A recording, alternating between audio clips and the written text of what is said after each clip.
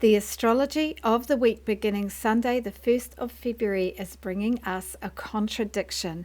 We'll have the full moon in Leo helping us to feel enthusiastic, playful, creatively expressive, and big-hearted, even flamboyant.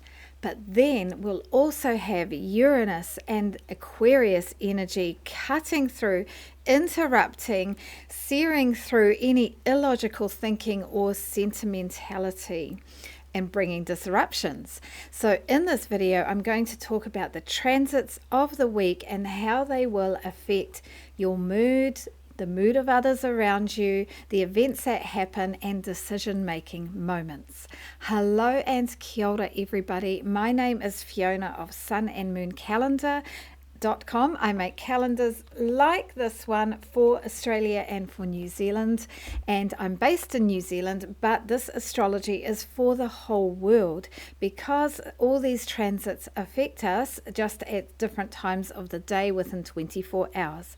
I use Western tropical astrology, and this is a weekly video about the transits of the week, going through what's happening one by one, and then in tomorrow's video there'll be a more in-depth video with a all signs breakdown, and tomorrow's video is about Uranus turning direct in the sign of Taurus for the last time in our lifetimes.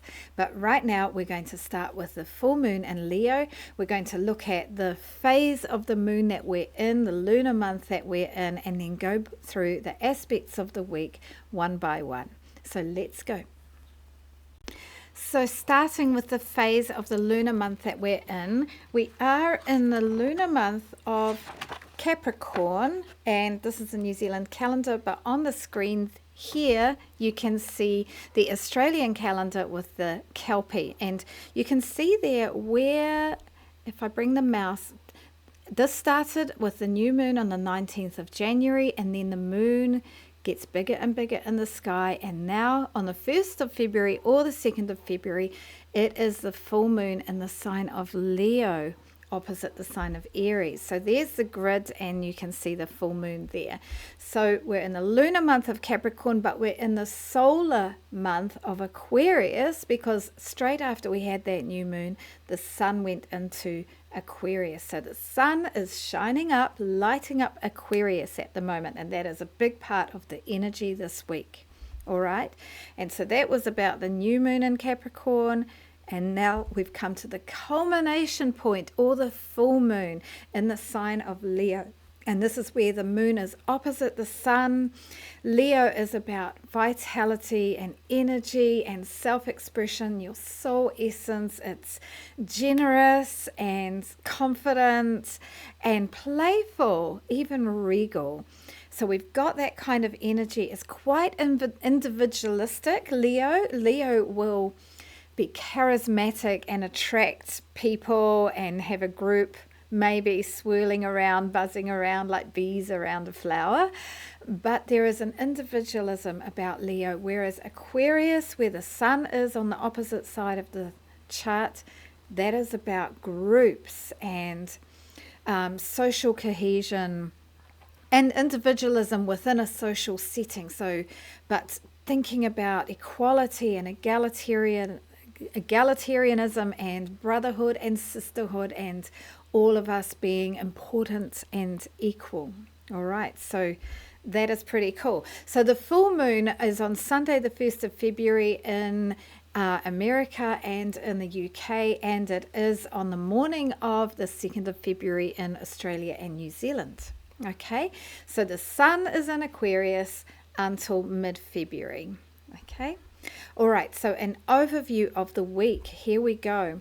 We're starting from the 1st or the 2nd of February, depending on where you are in the world, with that full moon, and then the moon will be gradually waning in the sky. So we'll have the full moon in Leo, Uranus turning direct on Tuesday or Wednesday, Mercury square to Uranus, a little bit stressy there, Mercury finally breaking up the Aquarius stellium by moving into Pisces, and then Venus square to Uranus. So that's what I'm going to talk about. All right, and just if you're in the northern hemisphere, The moon goes the other way. So as the moon starts to wane, it will be the right-hand side of the moon as you look at it, where you start to get the shadow coming in. Whereas in the southern hemisphere, it's on the left-hand side. I just thought I would share that. Okay, all right, moving on. Aquarius season. We've got the Sun and Mercury until towards the end of this week, and Venus and Mars and Pluto in Aquarius, helping us think about community, helping us to be friendly and social, but in a kind of slightly reserved way. And there's a revolutionary energy about Aquarius.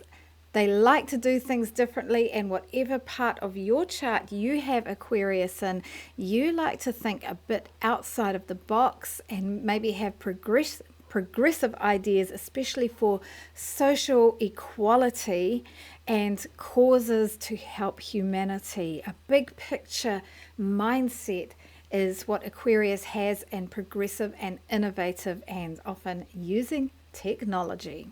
Okay. And looking at that chart there for the full moon in Leo, so if I use the mouse, okay, there's the moon at 13 degrees of Leo, opposite all of these, the sun. The full moon is always opposite the sun. Mercury's there, Venus is there, Mars and Pluto. So there is really so much Aquarius energy. And with Leo, we're feeling expressive and creative, artistic, confident, and we have fun with that. And we're generous and playful with it. But then the Aquarius side will be bringing in practicality, rational thinking, and stopping us getting too arrogant or above ourselves, and help us to remember about everyone else and about things being equal and fair, and resources and everything being spread out across large groups, so that things are fair and equal. So this week's transits and aspects, starting with that full moon in Leo that I talked about already, and then on Tuesday or Wednesday we have Uranus stationing direct. This is a big moment in the journey of Uranus moving through Taurus. It's been in Taurus for 7 years. This is the last time that Uranus will be stationing direct in Taurus until 84 years or 80 years from now, roughly, because Uranus takes 84 years to go round the zodiac. It's been in Taurus for 7 years. If you are still alive in 84 years, and some of you youngsters might be, then you will get to experience this again, and you will be so wise by then. This is the last couple of months of Uranus being in the sign of Taurus, because it's moving direct in the late degrees, 27 degrees of Taurus. It is going to gallop off towards Gemini, and in Gemini it's going to be happy, it's going to be so chatty, so into gadgets and technology. Oh my goodness, Uranus in Taurus has not been quite as comfortable, because Taurus is a fixed, earthy, steady sign, and Uranus likes to bring along disruption and new ideas and shake things up. It's going to be very comfortable in Gemini, because Gemini's got this quick, mutable energy that loves to explore, be curious and learn things, and it enjoys technology. So Uranus and Gemini are going to go well together. But I'm going to stop talking about that for now, because in tomorrow's video, that is all about Uranus and stationing direct in the sign of Taurus, and I'll do a sign-by-sign breakdown of what that might be like over the next few months with Uranus and Taurus. Okay, all right, and then this energy of Uranus square to Mercury. All right, so Mercury is about communication and talking, and also, and to some degree, gadgets and technology, especially to do with social media and digital connections, and loves learning. And Uranus is about innovation and new ideas and being progressive, and both of these are rational and quite practical and logical. However, they are in a square aspect, and this is just at the point of Uranus stationing direct. And it could mean that there's some kind of message that comes along, that's the Mercury side, that's a bit shocking. It shakes us up, it's disruptive. Uranus brings disruption. Uranus has these ideas and new ways of doing things that they just shake up the status quo. Or it actually brings disruptive events. And with Mercury, that could be in the form of a message or an email that comes along, some kind of news that disrupts you from your status quo. Okay, so a way that you could use this is to, when you're doing your own talking and your own communication, that you try to avoid being overly disruptive yourself. Like if you need to say something that shakes up things in your family or shakes up something with a friendship or in a workplace, whatever context it is, if you need to say something about a progressive idea or a different way of thinking, an unconventional approach, do it. But the square aspect won't necessarily make it easy, but maybe you have to do it anyway. However, if you think that it's not really necessary to do it, or it's not that important what you want to say, and you'll just be shaking things up unnecessarily, maybe avoid it for a few days and look at it again next week. Okay, all right, let's move on. Mercury will be finally leaving Aquarius, so we'll have less of talk about social issues and humanitarian projects and innovation and technology, and we will be getting the feels up because Pisces is about feeling and intuition and creative waves that rise up within us like the sea and flowing with dreamy, mystical ideas and visions and dreams, okay? And Mercury isn't very comfortable in Pisces because, and that will be until mid-April, okay? Because it's going to be retrograde in Pisces as well. Mercury is not very comfortable in Pisces because it's very logical and it's about the head, whereas Pisces is more in the heart and the dreaminess, the right brain, okay? However, you can use this Mercury and Pisces transit all the way until April to be doing things like writing out your poems, telling somebody about some dreams that you have, journaling your visions, drawing your visions. You can make your communication in picture or visual form. It's still mercurial to some extent, but you're bringing out that right brain. Sharing your songs with somebody, expressing your ideas with artwork, talking to God or to whatever higher consciousness, however you call higher consciousness, or the greater force that combines everything, some kind of spirituality where you're expressing that or connecting with it by talking with it, the angels, whatever you call your higher consciousness or your higher self, okay? So it's a good chance for communicating with these more these unconscious parts of ourselves, these creative and visionary parts of ourselves. However, when it comes to like practical communication and logical thinking, that's going to be more challenged while Mercury is in Pisces, especially with the retrograde that's coming up in a few weeks. All right, and then we have another Uranus transit, and this is all, it's challenging that full moon, that full moon energy of Leo with that bursting creative expression and glamour and flamboyance and free self-expression. Uranus is making these aspects with Mercury and Venus this week that are square. They're just forcing us to be logical and to look at the big picture and not just think about ourselves, all right? To think about the masses and everybody, our friendship groups of people.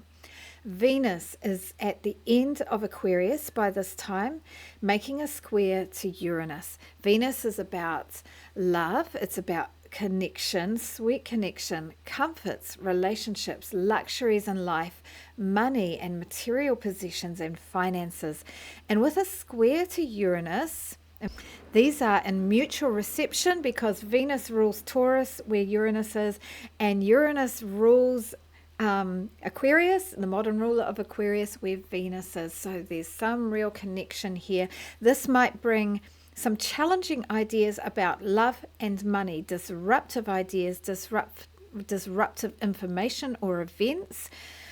Maybe somebody is talking about being a little bit alternative in relationships, wanting some freedom in relationships, wanting freshness and awakening in relationships, or a new way to think about money. Maybe you get the feeling you want to kick out all your old artwork and jewelry and these things that beautify your home or adorn you.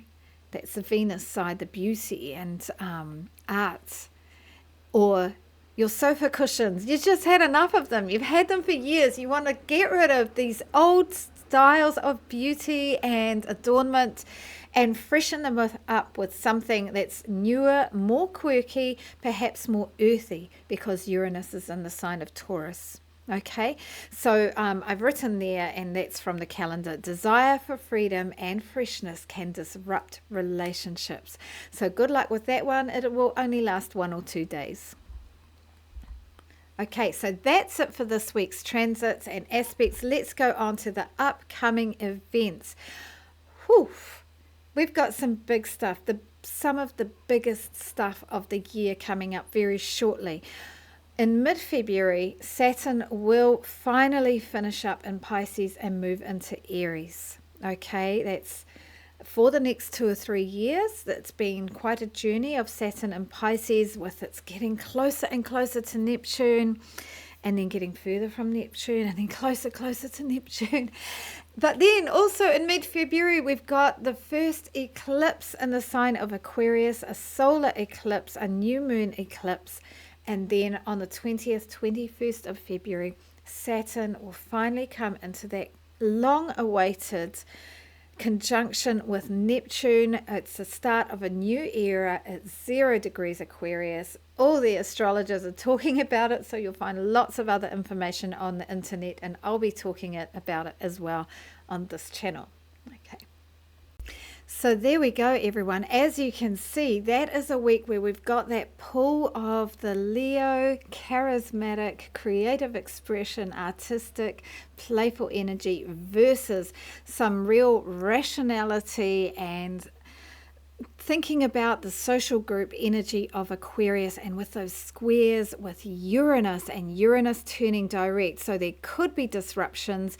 There could be, awakening moments that are uncomfortable but also important, necessary. That's the way it is with difficult aspects. It's necessary and it's hard to get through. It's a block to overcome, but we can do it, and we have to do it, and we do it all the time, so we are used to it. So tomorrow's video is about Uranus turning direct, what that means, and some of the bigger picture stuff going on this year, and a sign by sign breakdown. So I look forward to that video with you. Bye for now, and please like, comment or subscribe if you like this video, and you can go to sunandmooncalendar.com to order an Australian or an Aotearoa New Zealand calendar.